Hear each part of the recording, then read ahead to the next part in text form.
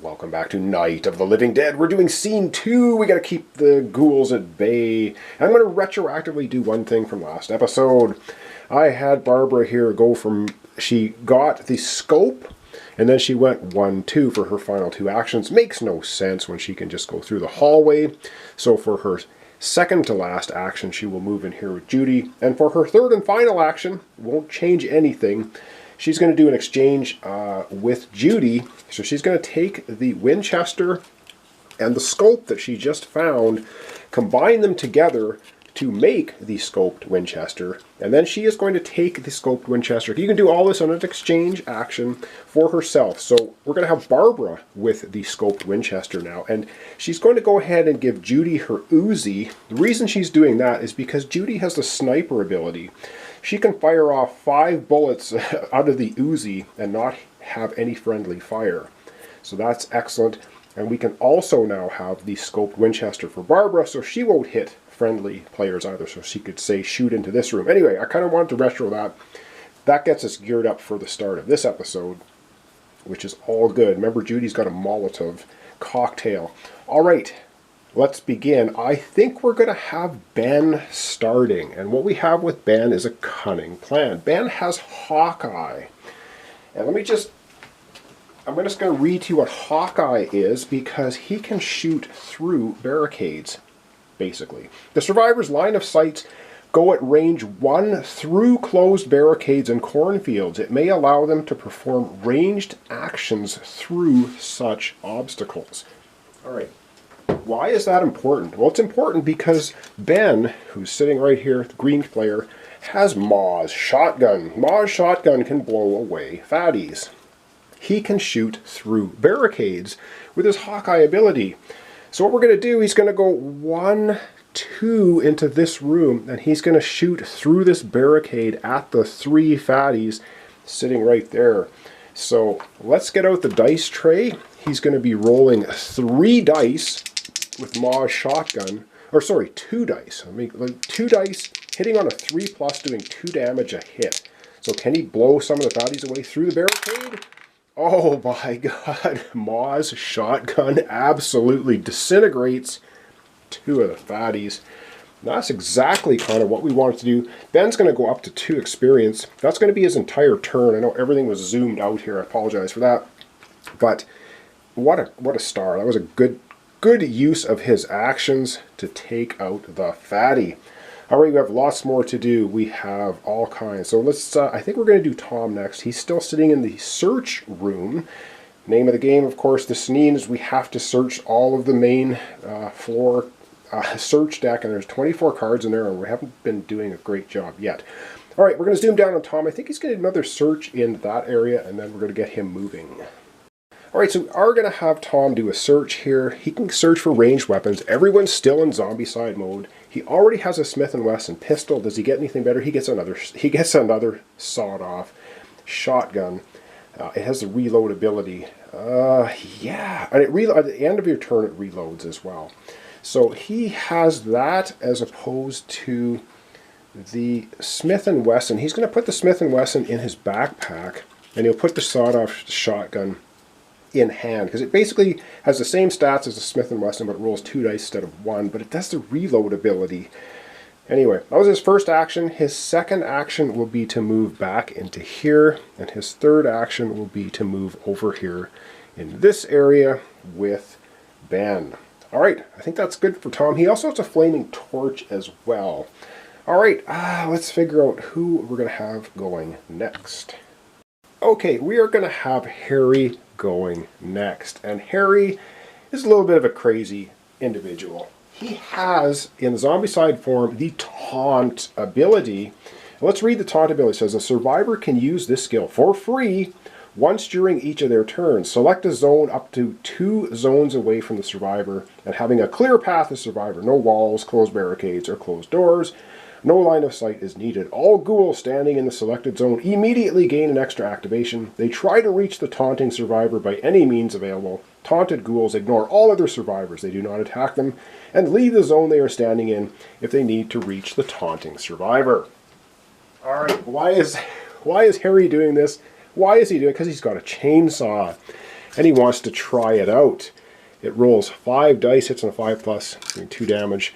So he's going to taunt the one walker here, which gets an extra activation. Is going to come right in here with Harry, and Harry says, "Say hello to my little chainsaw friend." So I think we can move everything down. I think I can get the dice. Oh yeah, no problem. He's going to be rolling 5 dice. This is his first action because his taunting is a free action. So he annoyed that ghoul so much it came right in there. 5 dice. So all we need is 1 5 to take out the walker. And oh my god, he just rip-saws that walker to shreds. So he actually has 3 hits, but there was only 1 ghoul there.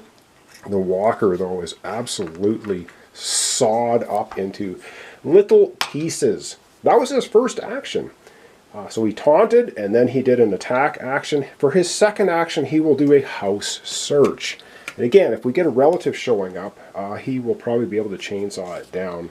And he finds a flashlight. Search, draw 2 cards, maybe used in the backpack. Ooh, this is so cool.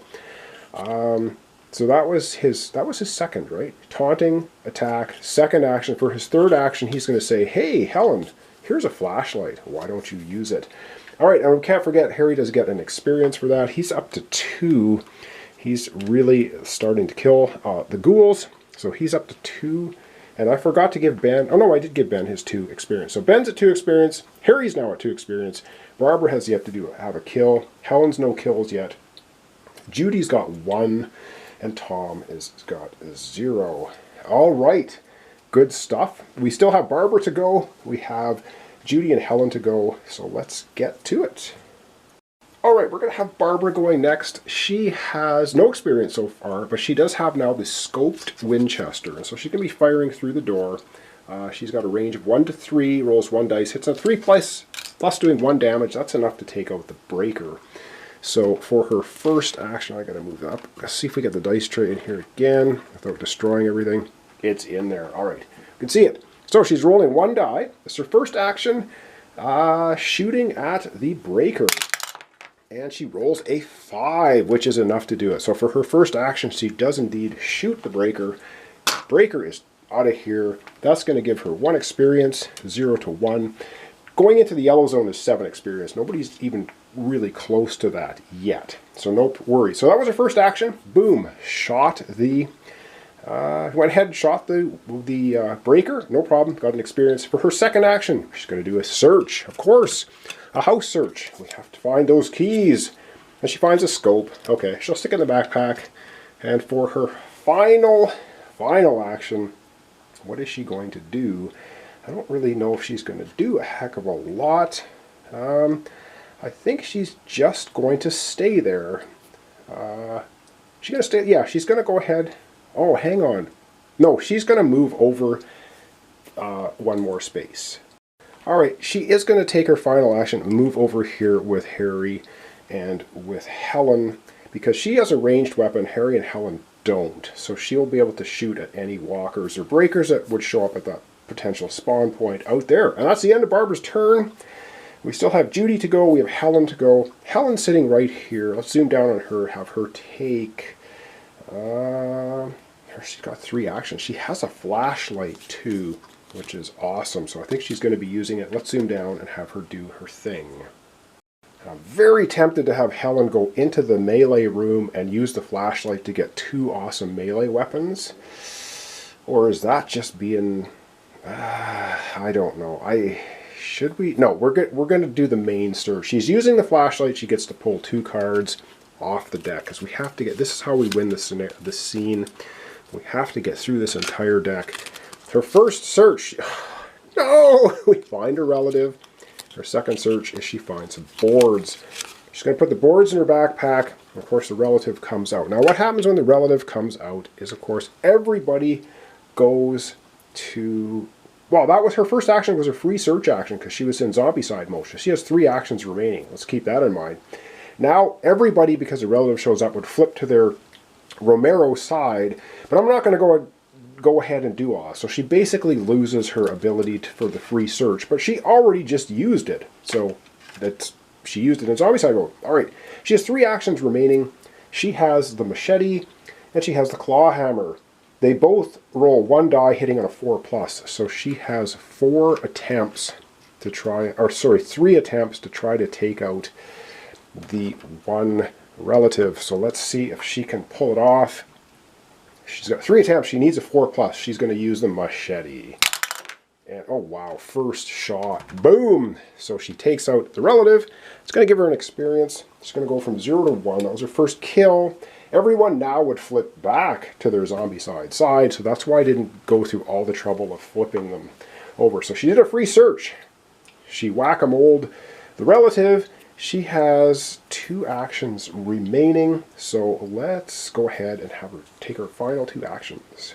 And so for her final 2 actions, she's going to move over here with Judy. And for her last action, she's going to do an exchange action with Judy. Or sorry, oh, darn it. That's not what I wanted to do. Oh no, that will work. She's going to do an exchange action with Judy. She's going to go ahead and give Judy some boards. And that's basically it.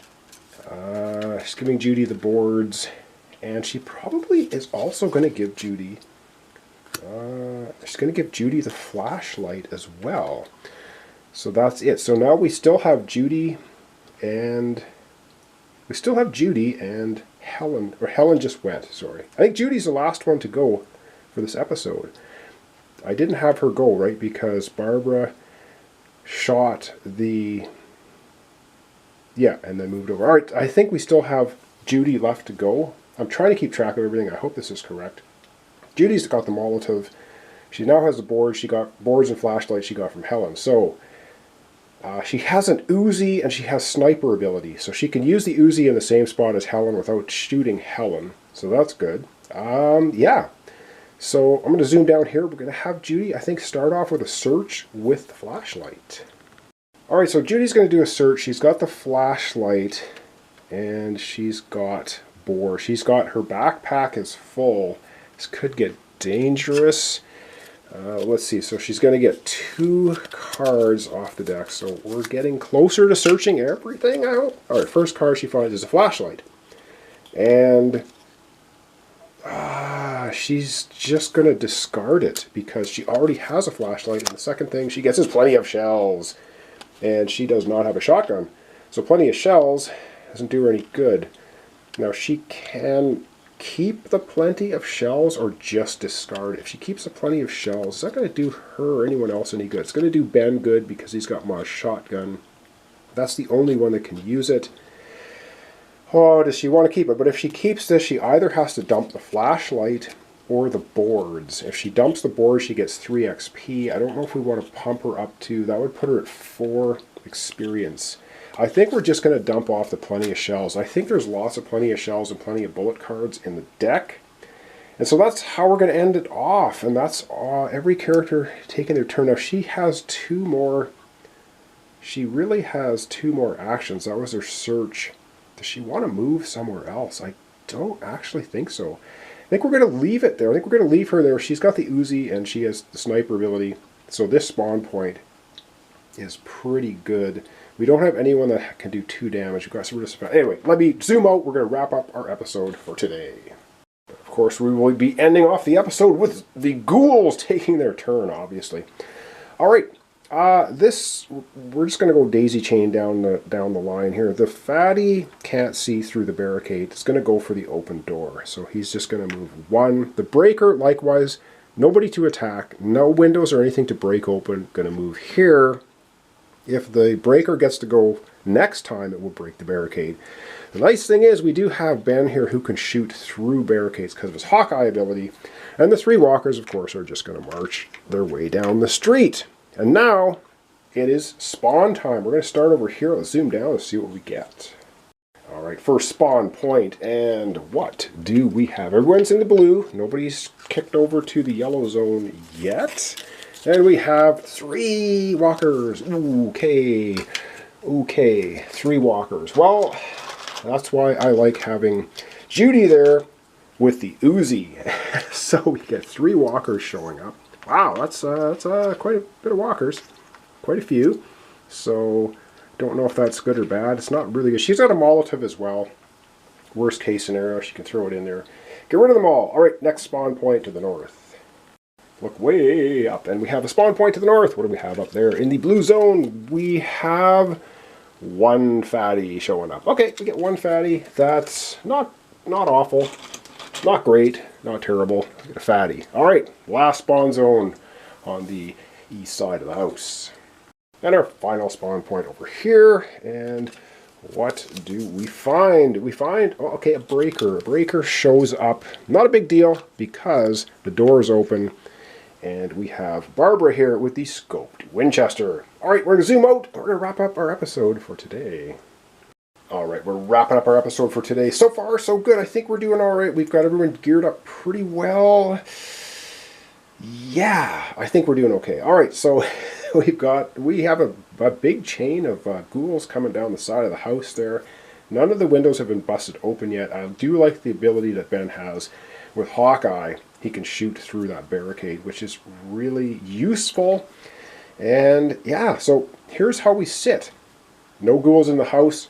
Of course, the end of the player's turn, if you get a ghoul in the house, you lose the scenario. We haven't done that yet. We're doing pretty good. All right, so thanks so much for watching along. Thanks for your comments, subscriptions, likes. This is Night of the Living Dead, a zombie-side game. We're doing Scene 2, and we still have, let's have a look. How many cards? We still have this many. We're getting better. We have only this many left. We have to search.